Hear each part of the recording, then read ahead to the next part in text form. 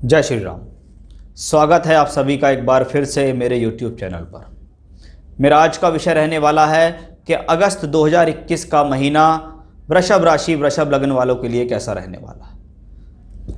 कुंडली के अंदर ग्रहों की स्थिति फिक्स है, दशा अपना रोल अदा कर रही हैं, लेकिन इन सब का फल कब मिलेगा यह गोचर पर आधारित होता है। शास्त्र के अनुसार गोचर को चंद्रमा और लगन दोनों से देखा जाना चाहिए।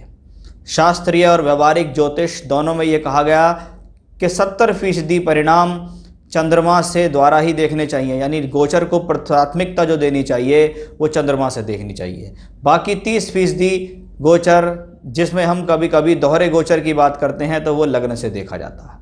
इसलिए मेरा जो आज का विषय है ये लग्न और राशि दोनों पर आधारित है कि यदि आपका वृषभ लग्न है और यदि आपकी वृषभ राशि है तो यह गोचर आपके लिए, क्योंकि जो बात मैं बता रहा हूं शायद इस बात को कोई बताता नहीं है, बस सीधा बताया कि राशि के अनुसार है, ये है वो है, लेकिन जो सत्यता है, जो शास्त्र में लिखा हुआ है, मैं आपको उसी बात को लेकर चल रहा हूं। इसलिए पहले से ही मैं क्लियर कर देता हूं। लोगों के मन में डाउट होते हैं चंद्र के गोचर कहाँ से देखें, किस हिसाब से हम अपना गोचर देखें। तो यहाँ जिन लोगों की वृषभ राशि है या जिन लोगों का वृषभ लगन है या बोलते नाम के अनुसार उनकी वृषभ राशि आती है, तो यह वीडियो आपके लिए है। तो शुरुआत करते हैं कि ये महीने में गोचरीय स्थिति आपके लिए कैसी रहने वाली है। प्लैनेटरी पोजीशन शुरुआत में कैसी है, कुछ ग्रहों का परिवर्तन महीने के बीच में भी हो जाएगा, वो परिवर्तन आपके लिए कैसी स्थिति लेकर आएगा। वृषभ लगन वृषभ राशि वालों के लिए कैसी स्थिति इस महीने घटित होने वाली है, जीवन के सभी मोड़ को लेकर हम यहाँ बात करने वाले हैं। तो सबसे पहले हम देखेंगे प्लैनेटरी पोजीशन के कौन से ग्रहों की स्थितियाँ कहाँ चल रही हैं। राहु केतु उच्चस्थ स्थिति में लंबे समय तक चल रहे हैं, जो आपके लगन सप्तम को प्रभावित करते हैं। राहु शुक्र की राशि में, इसलिए शुक्र से संबंधित परिणाम देंगे। केतु मंगल की राशि में, इसलिए मंगल से संबंधित फल देंगे। बृहस्पति और शनि एक राशि में लंबे समय तक रहते हैं। बृहस्पति कुंभ राशि में वक्री हैं और शनिदेव मकर राशि के अंदर वक्री स्थिति में चल रहे हैं, जहां बृहस्पति धनिष्ठा नक्षत्र में और शनिदेव श्रवण नक्षत्र में गोचर कर रहे हैं। सूर्य बुध की युति आपके भाव से देखे जाए तो तीसरे घर में बनती है, यानी तीसरे घर में बुध आदित्य योग, और महीने की शुरुआत में ही देखें तो मंगल शुक्र की युति सुख स्थान यानी चौथे स्थान में बनी हुई है। तो ये तो थी एक प्लैनेटरी पोजीशन के कौन से ग्रह कहाँ बैठे हैं।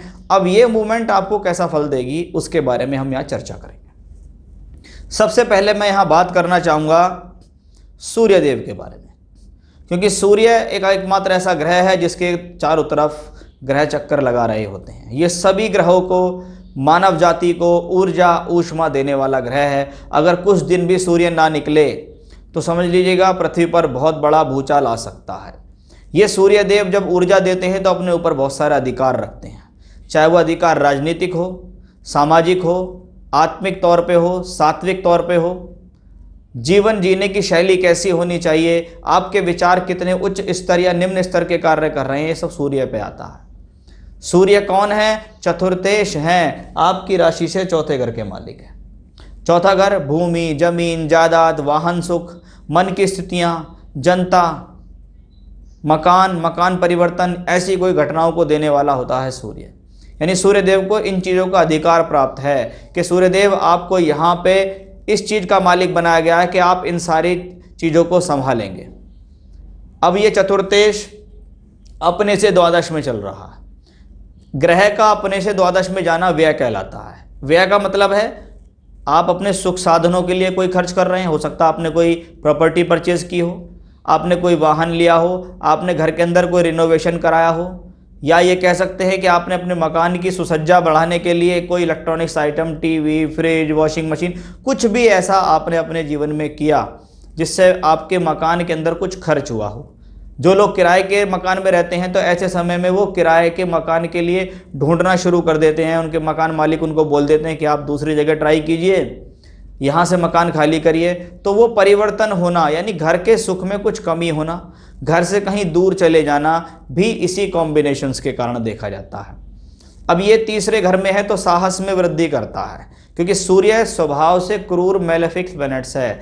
Malefic planets in third house हमेशा से आपको जीवन में साहस में बढ़ोतरी करता दिखाई देगा। वो साहस की बढ़ोतरी से आप अपने भाग्य को जागृत करते हैं, क्योंकि यहाँ से बैठ के ये भाग्य स्थान को दृष्टि देता है। साथ में कौन है? बुध है।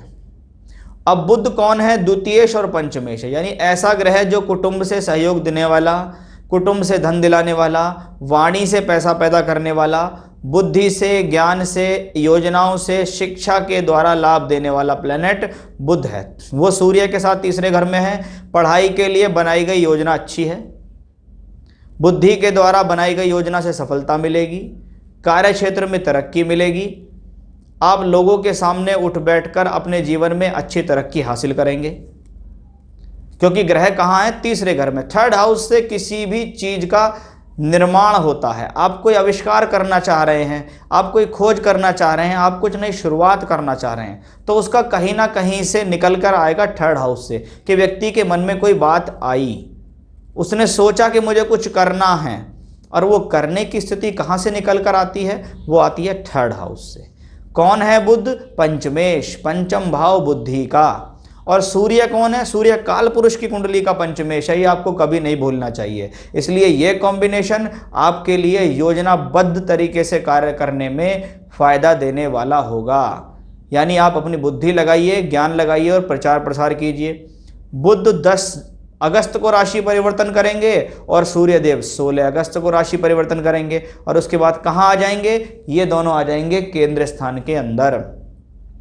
केंद्र स्थान में आने के बाद सूर्य अपनी राशि में, चतुर्थेश चौथे घर में, भूमि जमीन जायदाद का फायदा, लोगों के बीच उठ बैठ से फायदा, जनता का सहयोग, राजनीतिक कार्यों में फायदा मिलेगा, परोपकार की भावना जागृत होगी, सामाजिक कल्याण के लिए आपको सोचना शुरू कर देंगे।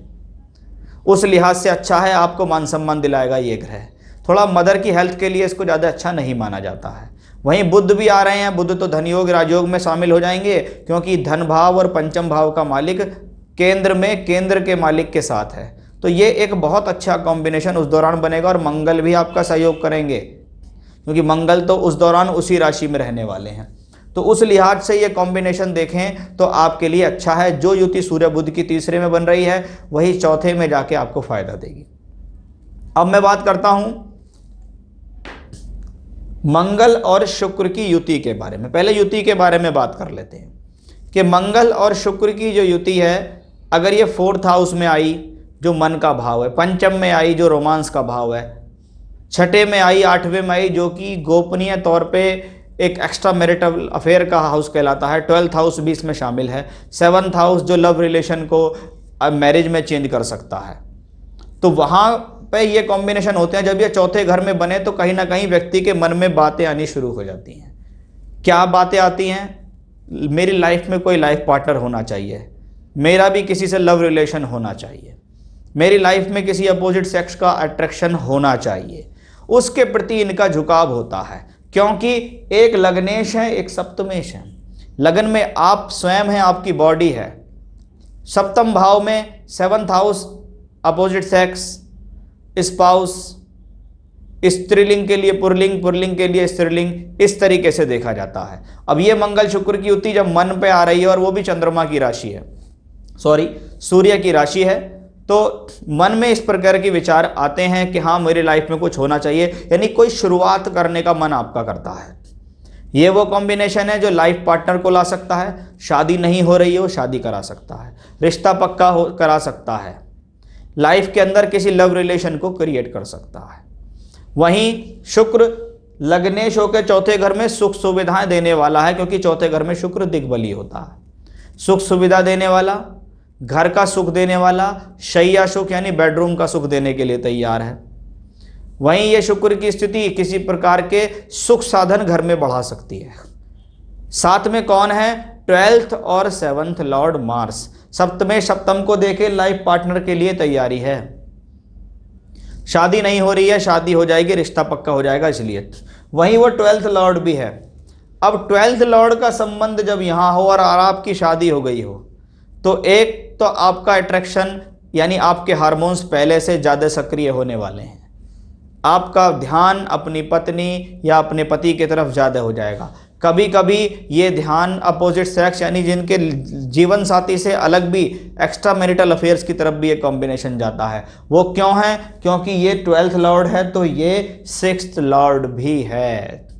हम यहाँ शुक्र और मंगल की अच्छी अच्छी राशियों के बारे में बात नहीं करेंगे। हमें ये नहीं बोलना चाहिए कि ये 12th और 6th भी और 4th हाउस में है। ये घर के अंदर भी बेडरूम सुख देखता है, ये घर के बाहर भी बेडरूम सुख देखता है। तो वो चीज़ पे आपको संयम रखना होगा, नहीं तो प्रॉब्लम आपके लिए हो जाएगी। ऐसा मैं इसलिए कह रहा हूँ कि ये शुक्र जो है लगभग 11 अगस्त को राशि परिवर्तन करेगा और ये फिर नीच का होके पंचम भाव में आएगा।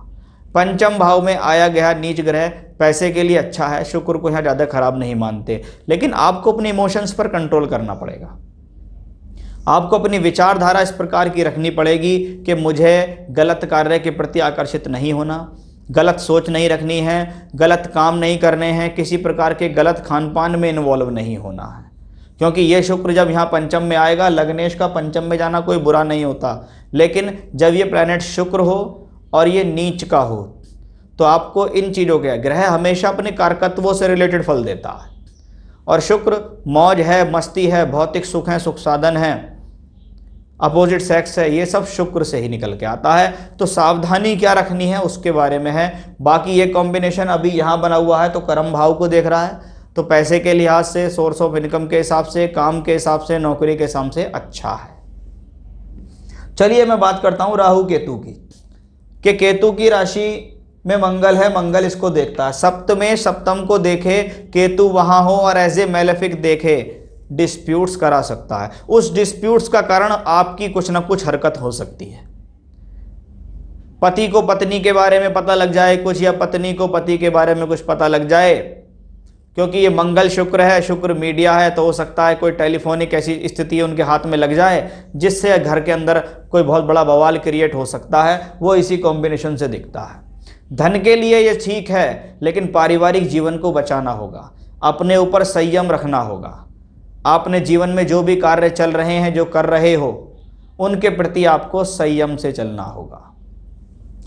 अब बात करता हूं मैं शनिदेव की, कि शनिदेव नवमेश होके नवम में भाग्य के लिए अच्छा है, वक्री हैं, भाग्य को जागृत कराएंगे, मेहनत कराएंगे।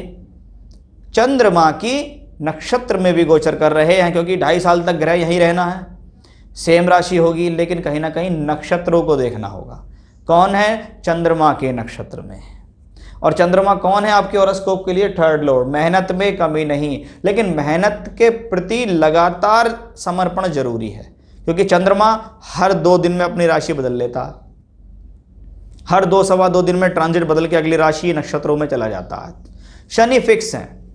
अब एक तेज प्लेनेट है जो रोज चलता है, एक स्लो प्लेनेट है जो 2.5-3 साल तक एक ही राशि में रहता है, तो इनकी आपस में बनती नहीं, क्योंकि इनके विचार अलग हैं। एक बहुत स्पीड से जाता है, एक बहुत स्लो रहता है। तो विचारों के अंदर स्थिरता लाने की जरूरत है, सहजता से कार्य करने की जरूरत है। किसी भी चीज़ में अगर बहुत अच्छी चीज़ चाहिए कि मुझे जीवन में करोड़पति बनना है, मुझे बहुत पैसा चाहिए, बहुत बड़ी सक्सेस चाहिए, तो उसके लिए लंबी लड़ाई भी लड़नी पड़ेगी, लंबी योजनाएं भी बनानी पड़ेगी, उन पर कार्य भी करना पड़ेगा। वो कार्य कैसे करोगे? वो कार्य करोगे आप चंद्रमा से, सहजता से। इसलिए शनिदेव यहाँ इसी चीज़ के लिए कहते हैं कि मन में नहीं भटकाव होना चाहिए। शनिदेव तो फिक्स हैं, लेकिन वो चंद्रमा के नक्षत्र में, तो आपको अपनी मानसिकता को सक्रिय रखने की ज़रूरत है। वहीं बृहस्पति देव को देखिएगा, 10म भाव में है। 10म भाव में कोई भी ग्रह जाए कर्म कराता है, शुभ ग्रह है तो सात्विक कर्म कराता है। साथ ही साथ ये धनिष्ठा नक्षत्र में है, मंगल की राशि में, यानी मेहनत में कोई कमी नहीं है। टूर से, ट्रैवलिंग से, यात्राओं से फ़ायदा दिलाना, विदेश से जुड़ के फ़ायदा दिलाना, MNCs कंपनी से जुड़ के फ़ायदा दिलाना, क्योंकि मंगल 12th लॉर्ड है, 4थे घर में बैठ के बृहस्पति को दृष्टि देता है।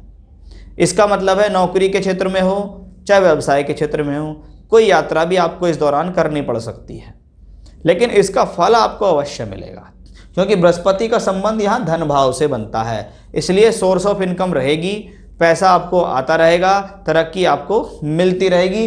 बृहस्पति एकादशेश होके यहाँ है, लेकिन वो अष्टमेश भी हैं। अष्टम भाव किसी प्रकार की ऐसी परेशानी को शो करता है जिसको हम अड़चन कहते हैं, कि पता नहीं क्या रीज़न हो रहा है जो कि अड़चन आ रही है। कुछ ना कुछ कारण ऐसा है कि मेरे काम के अंदर अड़चन आती है और वो काम चलता चलाता रुक जाता है। ये उसी कॉम्बिनेशंस के कारण होता है, लेकिन इसको दो ग्रह सपोर्ट कर रहे हैं। पहला आपकी राशि लगन का मालिक शुक्र, दूसरा मंगल इसको सपोर्ट करता है। बस धैर्य के तौर पे काम करते रहेंगे, एकजुट होकर काम करते रहेंगे तो आपके लिए अच्छा रहेगा, क्योंकि बृहस्पति कभी भी ऐसा प्लेनेट नहीं होता, ये कितनी भी खराब अवस्था में हो लेकिन आपको हमेशा देने के लिए तैयार ही रहता है। वैसे ही आपके शत्रु हैं, शुक्र के लिए बृहस्पति शत्रु हैं, लेकिन ये दोनों आचार्य हैं और बृहस्पति अपना कर्म अपना धर्म हमेशा निभाते हैं। वो आपको कहेंगे मैं कर्म स्थान में बैठा हूँ, खाली नहीं बैठने दूंगा, पैसा भी दूंगा, लेकिन क्या करूं, शनि की राशि में हूं, शुक्र के लगन में हूं, बैठा हुआ हूं, वक्री भी हो चुका हूं, यानी पीछे की तरफ मूवमेंट है। तो ज़्यादा कारगर कौन रहेगा? ज़्यादा कारगर रहेगा यहाँ पे आपका मंगल और शुक्र, सूर्य और बुध की युति, उनसे आपको लाभ लेना है। यानी बुद्धि से, ज्ञान से, वाणी से, योजनाओं से आपको लाभ लेना है, क्योंकि बृहस्पति तो कह ही रहे हैं कि भैया मैं जैसा हूं लेकिन आपके लिए तत्पर हूं, आपके लिए तैयार हूं, क्योंकि मैं आपके कर्म स्थान में बैठा हुआ हूं। तो उस लिहाज से ये कॉम्बिनेशन आपके लिए अच्छा है। तो ये थी एक प्लैनेटरी पोजीशन और उसके फल के कौन सा प्लैनेट आपको कहाँ बैठ के इस महीने फल देगा, कहाँ से मूवमेंट हो जाएगा। अब ऐसा क्या उपाय हम कर लें जिनसे आपको ये लाभ मिल जाए कि इस महीने मैंने ये उपाय किया, उससे मुझको फ़ायदा मिल गया। देखिए, हनुमान जी की पूजा करना आपके लिए इस महीने बहुत ज़रूरी है, क्योंकि मंगल, धनिष्ठा नक्षत्र ये सब बहुत ज़्यादा प्रभावित हो रहे हैं।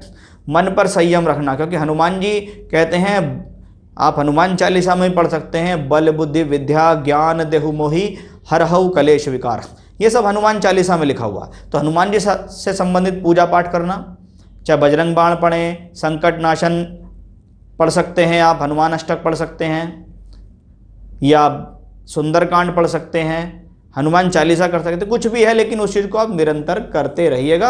आपको ये ग्रह बल देंगे और हनुमान जी आपके ऊपर अपनी कृपा रखेंगे। तो ये था मेरा आज का विषय। फिर से नए विषय के साथ आपके सामने मैं हाजिर होऊंगा। तब तक के लिए बने रहिएगा मेरे साथ। जय श्री राम।